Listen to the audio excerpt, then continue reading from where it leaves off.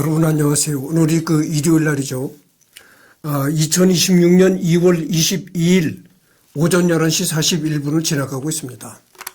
그래서 전번에 이어가지고 제갈량을 계속하도록 하겠습니다. 그래서 요즘에 내가 하고 있는 부분이 어떤 부분이냐면은 제갈량 업적 부분을 하고 있는 겁니다. 그래서 이민족 연계라는 것도 이제 업적 부분에 나오는 얘기죠. 제갈량은 유비와 마찬가지로 위와 싸울 때 이민족들과도 충실히 연계를 가졌다. 애당초 융중돼서 서쪽으로는 융족들과 화친하고 남쪽으로는 이족들을 위무하고라는 정책적 논의를 제시한 적이 있으니 제갈량은 대업을 이룬 과정에서 이민족들의 융화를 필수적으로 봤다. 이민족과의 연계, 네? 다른 민족과의 연계라는 얘기죠. 다른 민족과의 협력을 얘기를 하는 겁니다. 여러분들 말이죠. 우선 나라가 침략을 받으면 그 나라를 지키는 것은 총과 칼이잖아요. 총과 칼, 각종 첨단 무기가 나라를 지킨다 이거죠. 그러면 직접적으로는 총과 칼로 나라를 지키겠지만, 국방력으로 나라를 지키겠지만, 간접적으로는 뭘로 또 나라를 지킬까요? 외교가 상당히 중요한 겁니다. 여러분들 우리나라 6.25 때 김일성이한테 침략을 받았을 때 김일성이 침략을 어떻게 막아냈습니까? 총한자로 못 만들 때예요. 그때는 대한민국이라는 나라가 총한자로 실탄 하나 못 만들 그런 나라였다니까. 그러니까 그때는 완전히 정말 한적한 농촌의 나라였었어, 이 대한민국이. 그런데도 6.25를 막아냈다 이거죠. 총한자로 실탄 한자로 만들 능력이 없는데도 불구하고 6.25를 막아냈다 거죠. 그건 뭡니까? 외교 때문이죠. 외교. 그렇게 외교가 중요한 겁니다, 여러분들. 그래서 전쟁이 벌어졌다면 물론 첫째는 직접적으로 총과 칼이 있어야 되겠죠. 무기가 있어야 되고, 첨단 무기가 있어야 되고, 그 다음으로는 이 외교력이 상당히 중요한 거다 이거죠. 외교력. 그래서 이 제갈량도 그런 의미에서 보면 이 제갈량도 이민족과 연결했다. 다른 민족들과의 이렇게 연합을 했다 이거죠. 그러니까 이게 제갈량은 외교적인 측면에서도 상당히 중요한 일을 하는 겁니다.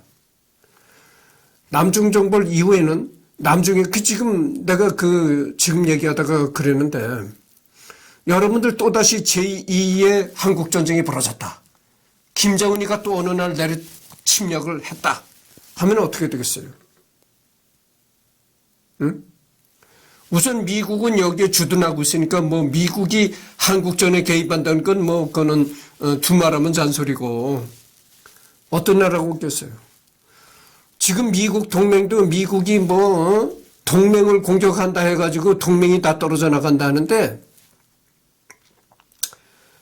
미국의 동맹이 어떤 나라입니까? 대한민국 빼고. 응? 미국의 동맹이 어떤 나라냐면 영국.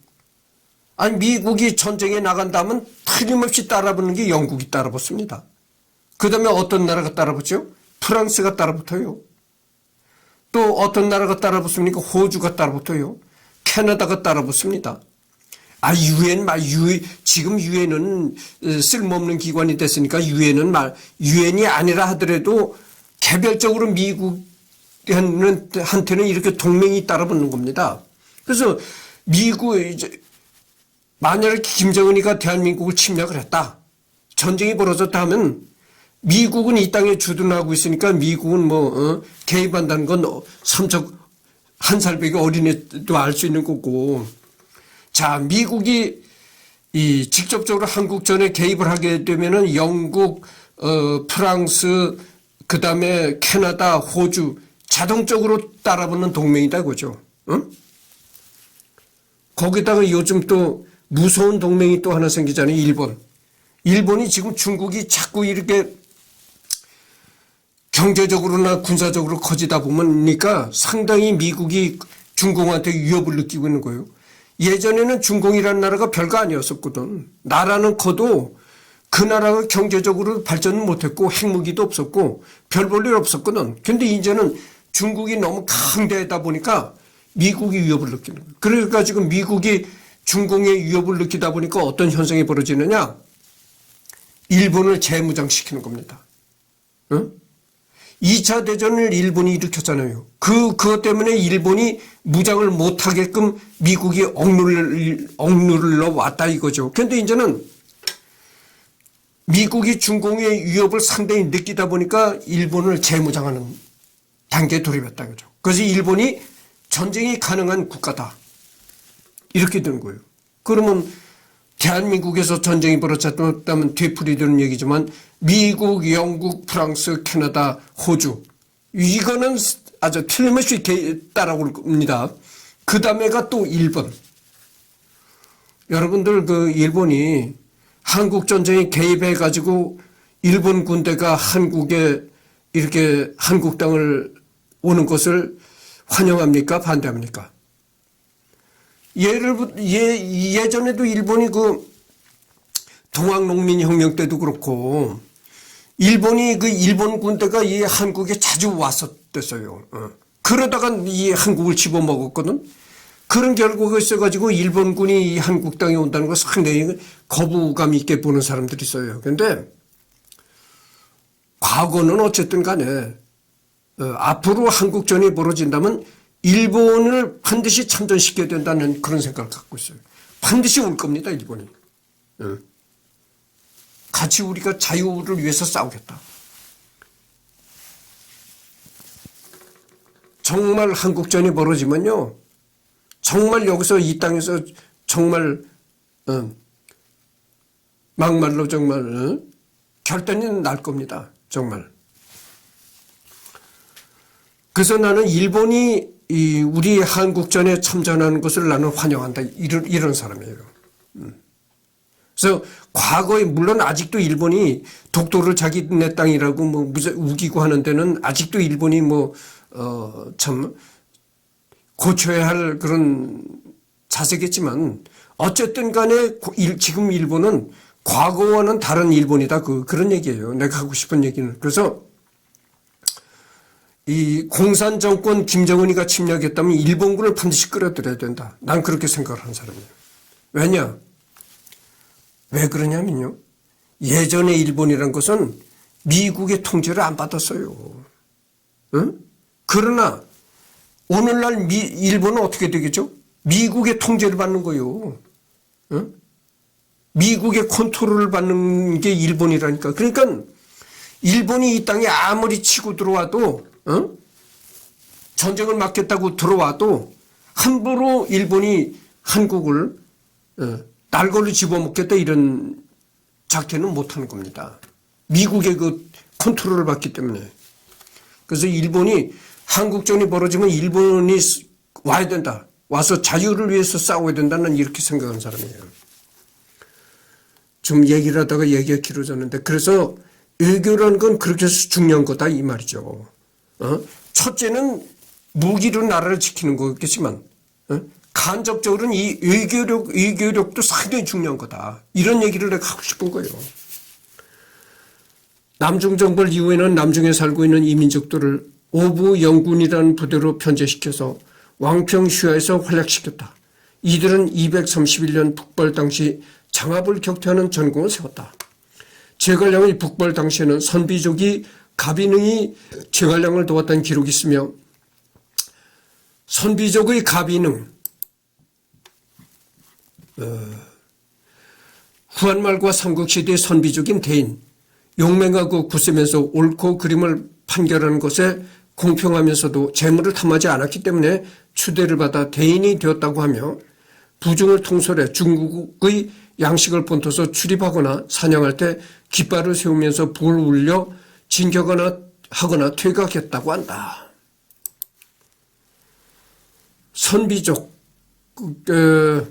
훗날 5호 16국시 때 오호라고 불리는 강족, 저족 같은 기타 이민족과도 우호 관계를 가지면서 연결했다. 오호.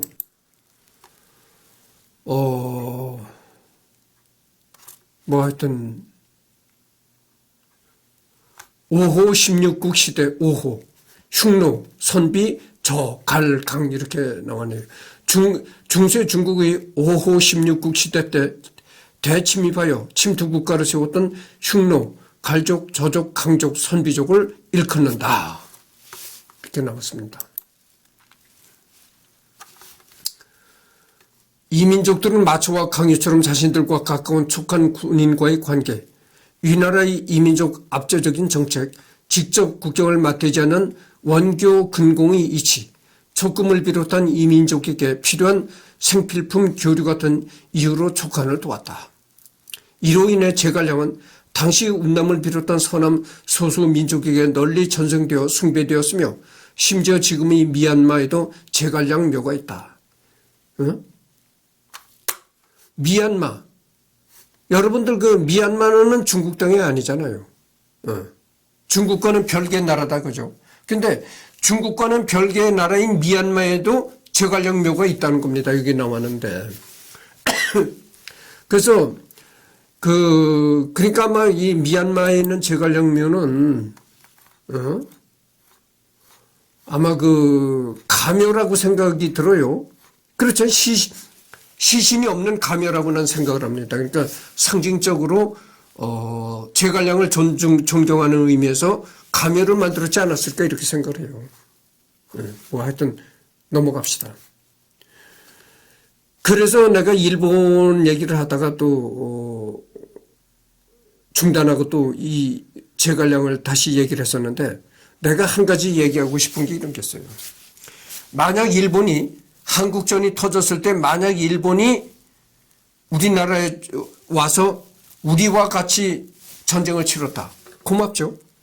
과거는 어떻게 됐든 간에 우리는 과거를 거울 삼아서 뭐 미래를 하긴 해야 되겠지만 어쨌든 간에 이제는 과거를 잊고 일본과 우리는 친해져야 할 그런 혁명적인 관계예요. 그렇잖아요, 여러분들. 그래서 김정은이가 천혜로 왔을 때 우리는 일본군이 와서 우리와 싸웠다 하면 어떻게 되겠어요? 그래서 우리와 같이 싸워가지고 통일을 시켜줬다. 그러면 어떻게 되겠어요? 정말 일본은 은인이 되는 겁니다. 그러면 어떻게 되겠어요? 이건 순전히 내 개인적인 생각이지만 일본이 우리를 도와서 통일을 시켜줬다면 어떻게 되겠어요? 독도를 이거는 일본이 가져라. 이렇게 떼어줘야 되리라고 난 봅니다. 응? 그렇게 일본이 독도 맨날 오매불망 자기네 영토라고 떠들고 있잖아요. 그러니까 통일을 시켜줬으니까 얼마나 고마운 존재입니까? 그러니까 그 보답으로 통일을 시켜준 그 보답으로 독도를 띄워줘라. 나는 개인적으로 그렇게 생각하는 사람이에요. 하여튼 말이죠. 또다시 한국전이 벌어졌다면 일본 군대가 반드시 올 겁니다. 이로 인해 제갈량은 당시 얘기했고 생산력 회복과 발전, 어떤 의미에서는 제갈량의 정치적 업적을 평가하는 가장 직접적인 요소가 되는 부분일 것이다. 이쪽 파촉 지역은 험난하고 협소한 지세로 인해 별 특색 없는 벽지로 인식되기 쉽다. 실제로 고대 초한쟁패 시절 겨우 한중에 들어가는 것만으로도 온갖 생난리가 벌어졌는데 진짜 오지는 가보지도 않은 인간들이 한중만 가지고도 이 정도로 생색을 낼 정도면 말이 필요 없을 것이다. 거기다 초한쟁패 시절에는 파촉에서 한중과 관정으로 넘기는 마땅한 운송시설이 없었기 때문에 관중에서 진이 모아둔 군량과 관중의 자체 생산력만으로 버텨내야 했다. 다만 한중의 경우에는 명제상 소화가 제방을 만드는 등 공을 들였다. 명제상 소화. 명제상. 전근대 왕정국가에서 군주를 보좌하고 국정을 통할하던 최고 행정관리인 재상 중 특별한 업적을 쌓은 이들을 일컫는다. 또한 현대국가에서 뛰어난 치적을 남긴 수상 또는 총리에 대해서 수사부로 사용되기도 한다. 그러니까 명제상이라는 건 그겁니다. 뛰어난 장군이 아니라 뛰어난 장관. 그런 사람을 이제 명제상이라고 한다는 거죠. 물론 익주가 정말로 사람 사는 곳이 못 되었냐면 그건 아니었다. 익주는 토지가 나쁘지 않고 여러 천년 자원이 많이 나왔기 때문에 삼성퇴 청동기 문명을 비롯해서 황하 문명과 별도의 문명권이 일찍부터 형성되었다. 상의 갑골 문자에서 이미 촉에 대한 기록을 확인할 수 있으며 춘추 전국시대 당시 강동의 초와 관중의 진은 파, 촉과 수백 년 동안 대치했는데 진이 파, 촉을 손에 넣고도 강원을 개척하면서 파촉의 생산력을 늘어갔다. 한 고조의 최초 영지 중 하나였던 만큼 한이라는 정체성으로 빠르게 흡수될 수 있었지만 본래 황하 문명과 별개 문명권 출신이었던 만큼 당시만 하더라도 이 민족의 영역이나 다름없던지라 오랫동안 버려진 채 낙후되어 있었다. 천년 물자가 풍부하다고 하더라도 당시 기술력으로 많은 생산량을 내기 어려웠고 도강원 같은 수리 시설들도 시대가 지나면서 낡아가며 제대로 쓰기 어려워졌다. 초기 통치했던 익주는 농업이 가장 발달한 촉군 지역과 만족이 거주했던 파군 지역의 생산 수준에 큰 차이가 있었다. 한중은 땅은 넓었지만 인구가 적었으며 산간 지역에는 사슴이나 산돼지가 떼를 지어 출몰했다. 사서에 따르면 조조가 한중을 공격했지만 장러의 동생 장유가 수비를 튼튼히 하여 함락을 하지 못했다고 한다. 군량이 떨어진 조조가 후퇴를 하려고 할 때 마침 야생 사슴 수천 마리 때문에 장유의 진영이 무너졌다. 장유의 군사들이 놀라서 도망을 치자 조조는 그 틈을 타서 공적을 퍼부어 장유를 몰아냈다고 한다. 지금의 운남성과 귀주성 지역인 남중 7개구는 소수민족이 거주하는 곳으로 생산력이 가장 낙후되었다. 황건적의 난과 호족 세력의 바로, 유장의 실종 등 여러 요소가 겹치면서 익주의 생산력은 많이 저하되었는데 유비가 유장을 몰아내고 익주를 차지하면서 상황이 달라지게 된다. 유비는 경제 방면에서 매우 유능한 관료인 유파, 왕년 등을 발탁해 현지 사정을 돌보게 했으며 20여 년간 혼란했던 익주의 정치 상황을 안정화시켰다. 제갈량 또한 왕년을 중용하고 그의 보좌에 큰 힘을 얻었다. 물론 왕년의 조력 외에도 제갈량 자신이 따로 구상하고 입안한 경제정책도 다수 존재한다. 이로써 식량과 생필품의 생산을 국가가 개선하도록 하기에 이르렀다. 황건적의 난. 황건적의 난. 중국 후한말 장각을 필두로 한 황건적이 일으킨 반란이자 400년 역사를 지닌 한 나라의 명체를 끊어버리고 중국 전역을 혼란으로 이끈 사건이다. 춘추 전국 500년 난세를 마무리했지만 영제의 폭정과 십상시의 전횡으로 안 그래도 간당간당하던 한 황실의 권위는 이 사건 이후 확실하게 추락하였고 황건적을 진압하기 위해 세력을 모았던 군벌들에 대한 통제력을 상실하며 중국 각지에서는 영웅호걸이 할고 각축전을 벌이게 된다.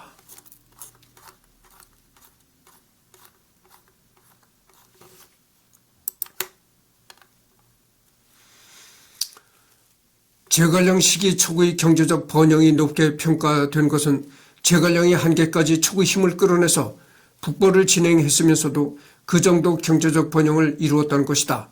부국 강병의 선순환이라는 것은 민심 안정, 경제적 안정, 세계 안정, 세제 안정, 국가 재정 안정, 군비 확충, 군사력 안정, 국경 안정, 민심 안정으로 이어지는 당연하다면 당연한 선순환 사이클이다. 민심이 안정되면 안정될수록 사이클은 더욱 빠르게 돌아가 나라가 부강되게 되는 것이다. 제갈량의 정책은 이 요체를 꿰뚫었다고 하겠다. 이 민심의 안정, 민심의 안정이 굉장히 중요하다 이런 얘기죠. 그러니까 그 국민들이 안정감을 갖고 살아가는 것, 그것이 상당히 중요하다는 얘기죠. 이 국민들이 안정감을 가지면 여러 가지 파급 효과가 생긴다는 거죠. 경제적인 효과, 여러 가지 효과가 생기는데 이 국민들이 안정감을 못 갖고 항시 불안감을 갖게 되면은 그때서부터 경제가 마이너스가 되고 여러 가지 악영향이 벌어진다 이런 얘기죠. 그래서 나라가 이 경제가 발전하고 여러 가지 이 선순환 구조가 형성이 되려면 첫째 국민들이 안정감을 가져야 된다 이런 얘기입니다. 밑에서도 설명하겠지만 그렇잖아요, 여러분들. 이 경제라는 것은 말이죠. 굉장히 그 국민들의 심리가 안정이 되어야 경제가 발전할 수 있는 거예요. 예를 들어서 우리나라가 말이죠.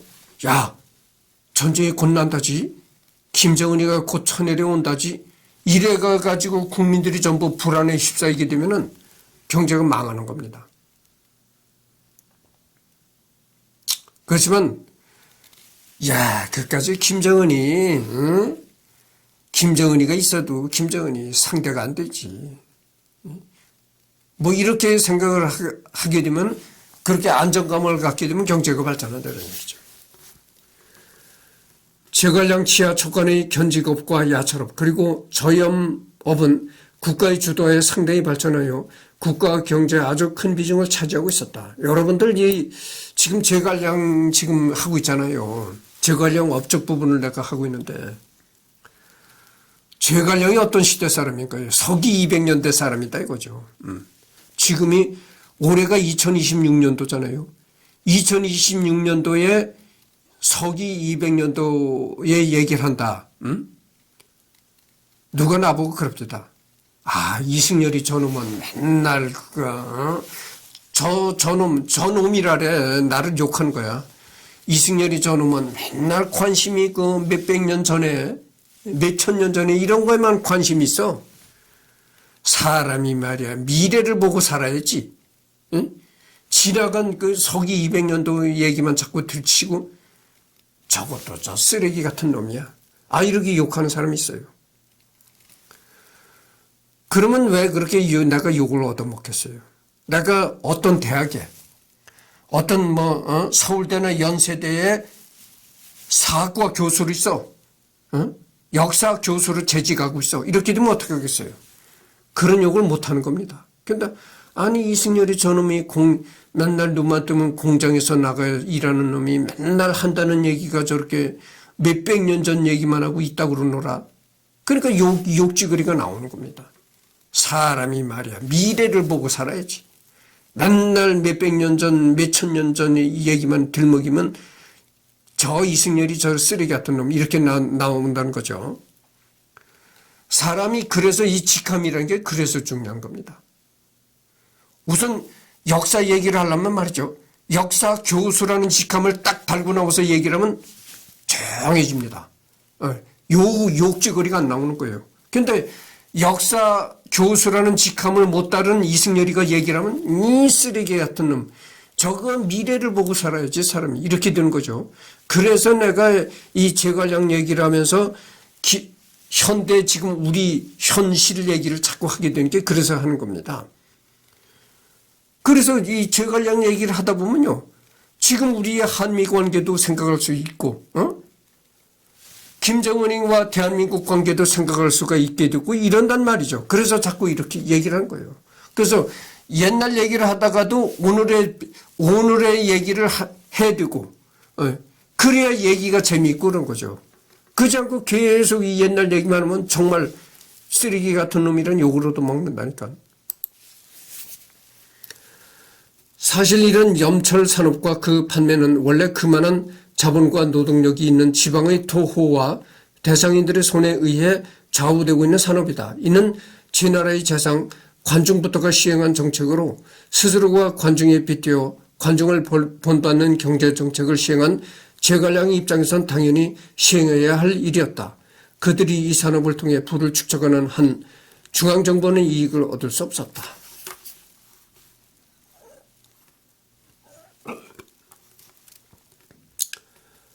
제관령은 초의 재원을 충분히 이용하고 관리하여 생산 품질을 높이면서 중앙의 국고 수입을 높이고자 과감한 조치를 시행했는데 직무를 관리하는 관청을 만들고 직접 비단의 품질과 개량을 통해서 초의 비단인 촉금을 천하에서 경쟁할 상대가 없는 고급품으로 만들었고 자수를 발전시켰으며 소금과 철을 국영으로 전환하고 이것을 관리하는 정부기관을 설치하여 중앙에서 직접 통제했다. 이런 관리와 더불어 이후 남중 정벌로 인한 각종 물품의 유입은 북벌을 위한 재정적 지원이 되었고 북벌을 시행하면서도 촉한의 경제 지표가 지속적으로 상승할 수 있었던 원동력이 되었다. 내가 이걸 보니까 또 생각이 나는데 여러분들 참 재밌는 얘기가 많이 나옵니다. 비단장사 왕서방이라는 얘기가 나오잖아요. 지금 저 중국의 외교부장이 누굽니까?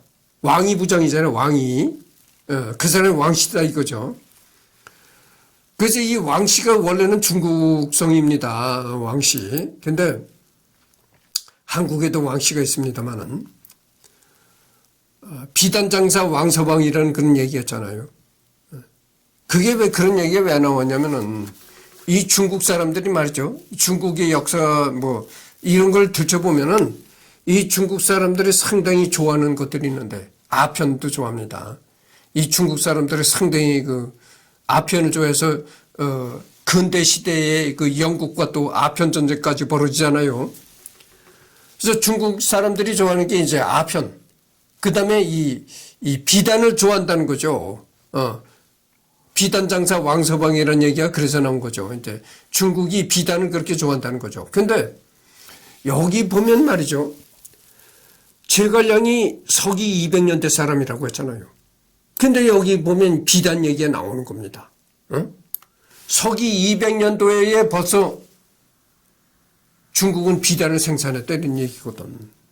그러니까 이게 비단의 역사도 참 오래된 겁니다. 그러니까 영어로는 실크라고 하잖아요. 이 비단, 중국의 이 비단 역사가 상당히 오래됐다 이렇게 말할 수가 있는 거예요. 제갈량 시대에 이렇게 비단을 생산한 얘기가 나오잖아요. 공명은 이 좋은 쇠와 무릉의 성교, 천연가스로 무기와 갑옷 따위를 비롯한 쇠붙이를 만드는 기술을 발달시켰다고 하며 사금 중랑장을 두어 농기구와 무기를 제조하겠다. 염초를 정부에서 관리하여 국가적 수요를 만족시켰을 뿐 아니라 국가 재정 수입도 늘렸다. 또 공명은 이를 이용하여 무기를 개량하였다. 결과적으로 강력한 무기와 단단한 철갑은 총나라의 국방력을 강화하였다. 공명의 북벌시에 사마의 있는 촉한의 군사와 대치할 뿐 감히 대적하지 않았으며 촉한의 험준한 지형상 군수 물자 숙성이 어려운 것을 알고 공명이 군사를 물리기만을 기다렸다. 제갈량은 단순히 염철의 국가 주도 외에도 소금과 철의 품질을 높여 이익을 증대하고 해당 물품을 구입하는 이들의 만족을 도모했다.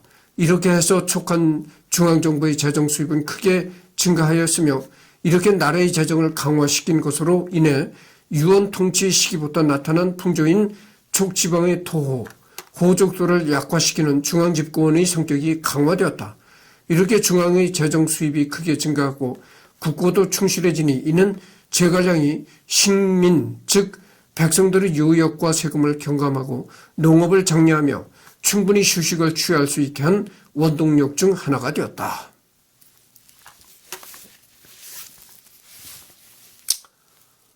그래서 이제 이렇게 여러 가지 제갈량은 이렇게 국가 주도의 산업에 힘썼다 이런 얘기죠. 요즘 말로 하면. 그래서 여기 보면 이제 비단도 많이 생산했겠지만 그것뿐만이 아니고 이 소금, 철, 뭐 이런 것도 이제 국가가 주도하에 이제 국가의 리더하에 그런 것도 많이 생산하게 돼서 경제가 좋아졌다 이런 얘기죠. 그렇게 경제가 좋아지니까 이 일반 백성들이 내는 국가에 내는 세금을 덜 이제 깎아줬다. 그러다 보니까 백성들이 이 살아가기가 좋게 되었다 이런 얘기죠. 또 유비와 제갈량은 객관을 많이 세우고 역참 제도를 재정비했는데 이는 촉한의 도로와 운송을 원활케 하여 상공업과 교통 운수의 중요성을 인식한 것이다. 즉 국가가 직접 상업을 진흥케 하는 방편으로 개입하는 것을 원칙으로 삼고 아울러 그것들이 국가 인민의 생계의 중요한 구성 요소로 농업과 마찬가지로 중요하다고 여겼던 것이다. 그러니까 요즘에 그 중국에 요 근래에 그 중국에 정사오핑이 있었잖아요. 등소병. 그 등소병이 중국을 그 경제 발전시켰던 사람이잖아요. 우선 그렇게 생각하면 되죠. 이 제갈량도 그렇다. 그런 것이죠. 그 다음에 그러니까 이제 나오는 게 농업 발전이 나오는 겁니다. 농업 발전이 나오는데 이게 상당히 또 많은 얘기가 나와요. 제갈량이 이 발전시켰던 농업, 이게 상당히 많이 나옵니다. 제갈량이 가장 중시한 정책 분야는 단연 농업이었다. 그의 자취를 더듬어 보면 그가 농업 생산력을 높이기 위해 많은 노력을 기울였음을 알 수가 있다. 그는 무농식곡과 이부민재라는 정책을 주장하였다. 그와 동시에 제갈량은 촉과라는 법률을 통해 엄정한 사회 기풍을 강조했고 촉당 인사들이 권력을 마음대로 휘두르며 스스로 방자하지 못하게 해 강자가 약자를 침범하지 않았고 이로써 백성들의 생활을 보호하였으며 호족 세력이 농민을 침탈하는 것을 막았다. 그는 농사 시기 세금과 역을 적절하게 하여 농민이 농사일에 전념하도록 하였으며 수공업도 장려하였고 소수상공인에게 경제력이 집중되는 것을 억제하였다. 이런 얘기입니다. 그러니까 앞에서도 방금 전에도 얘기를 했지만 제갈량은 각종 산업을 발전시켰을 뿐만 아니라 이 농업에도 여러 가지 많은 노력을 기울였다. 이런 얘기입니다. 제갈량은 긴급한 상황에서도 무농식곡 정책을 계속 집행하는 것과 동시에 폐관식민이라는 방침을 제출했다.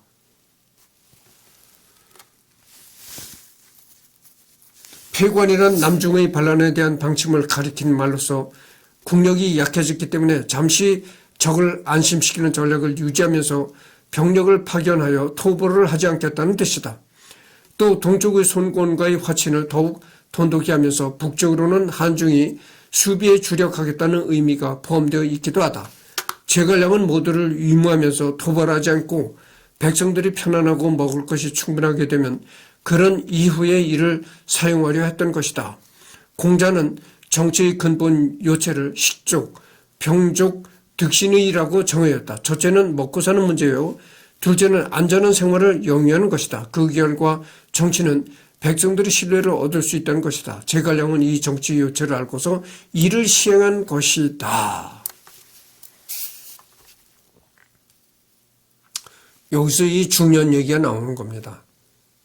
정치란 뭐냐? 이런 근본적인 얘기가 나오는 거예요. 정치란 뭐냐? 어렵게 생각할 것이 없다 이런 얘기예요. 어렵게 생각할 것이 없다. 제일 먼저 할 일이 백성들이 배를 굶주리며 살지 않게 해라. 그게 정치의 첫째다 그죠.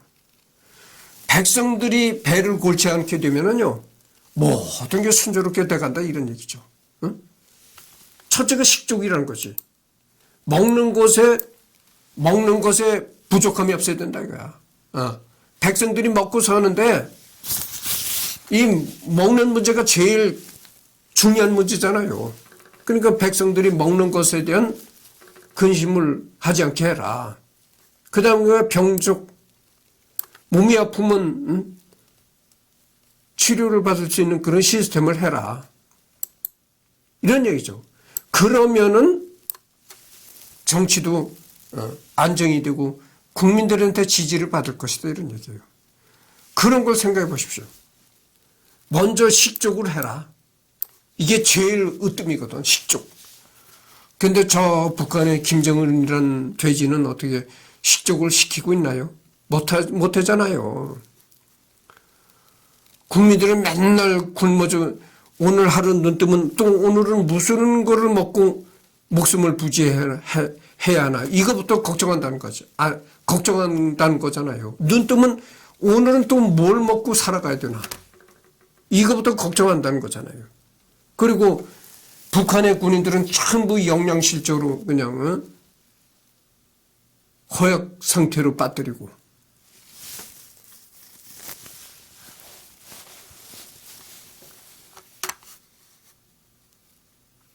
이런다니까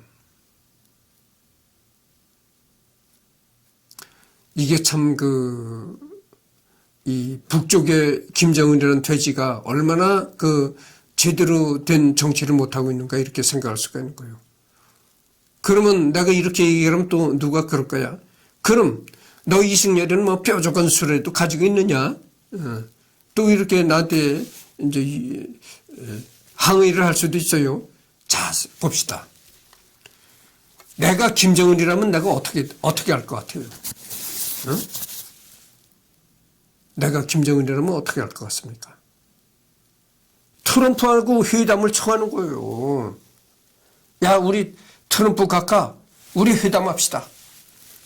그 회담이 열릴 거 아니겠어요? 열리면 트럼프한테 뭐라고 하겠습니까?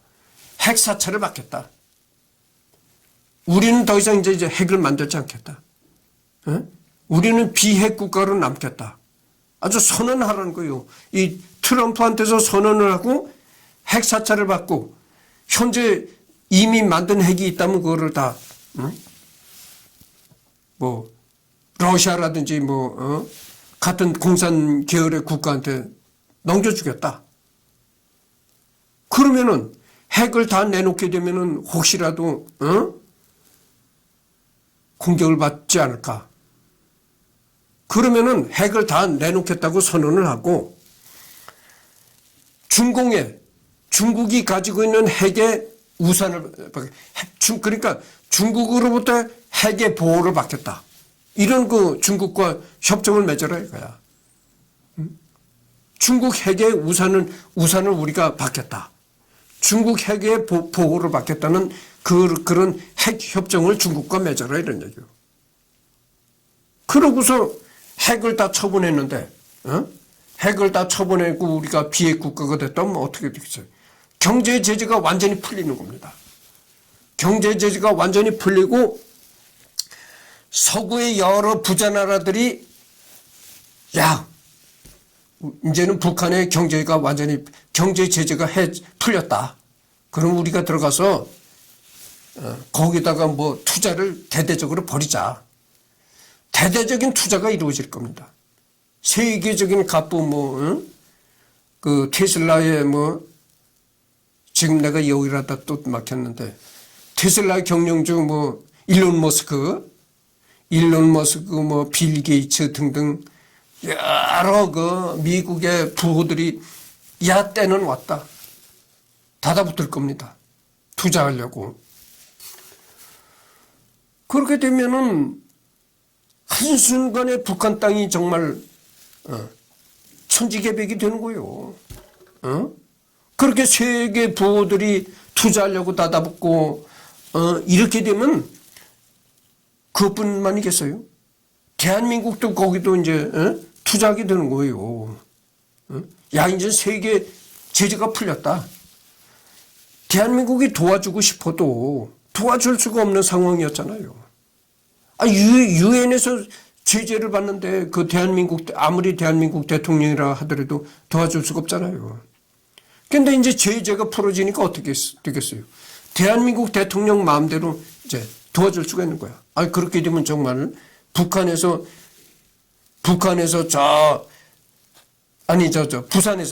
부산에서 출발한 열차가 딱 평양을 거쳐서 이 시베리아로 직행을 해가지고 시베리아 대륙을 횡단해서 파리까지 갈 수 있는 그런 대륙 횡단 열차도 운행될 수가 있는 겁니다. 정말 그렇게 되면 북한 땅이 천지개벽이 되는 거죠. 그렇게 할 수 있는 거를 그렇게 갈 수 있는 길을 김정은이가 스스로 못하고 있는 거예요. 이 똥돼지가. 여기 나오잖아요. 공자가 이미 벌써 그 옛날 공자가 벌써 이런 얘기를 한 거예요. 식족. 먹는 것을 만족을 시켜라. 먹는 것을 만족을 시켜야 모든 일이 다 순조롭게 풀려나간다. 근데 먹는 것을 만족시켜주지 못하면 모든 것이 다 뒤틀려. 응? 모든 것이 다 헛것이 되어버린다. 이거죠. 그러니까, 그렇잖아요. 예, 이게 바로 이승열이가 가진 뾰족한 수다 이거지. 아니, 내가 김정은이라면은 당장 내가 그러겠어. 바로 트럼프한테 서신을 보내가지고, 우리 만납시다. 핵 협상을 합시다. 그래가지고, 우리 사찰을 받겠다. 여태까지 만든 핵은 뭐 러시아에 넘기든지 중공에 넘기든지 하겠다. 그래서 여기에 투자해달라. 응? 그리고 그런 후에 이 중공 시진핑이한테 회담을 청해가지고 우리가 핵이 지금 없는 상태니까 중공 핵을 우리한테 보호를 해 주십시오. 중공과 핵 보호 협정을 맺어라 이런 얘기죠. 중공이 이 북한을 핵으로 보호해 준다는 그런 협정을 맺어라 이런 얘기예요. 응? 그래서 지금 41분을 경고했습니다. 그래서 여기까지 이제 했는데 또 한 번 오늘이 일요일 날이잖아요. 그러니까 일요일 날이니까 또 한 번 녹화를 해야죠. 그때는 이제 여기서부터 하도록 하겠습니다.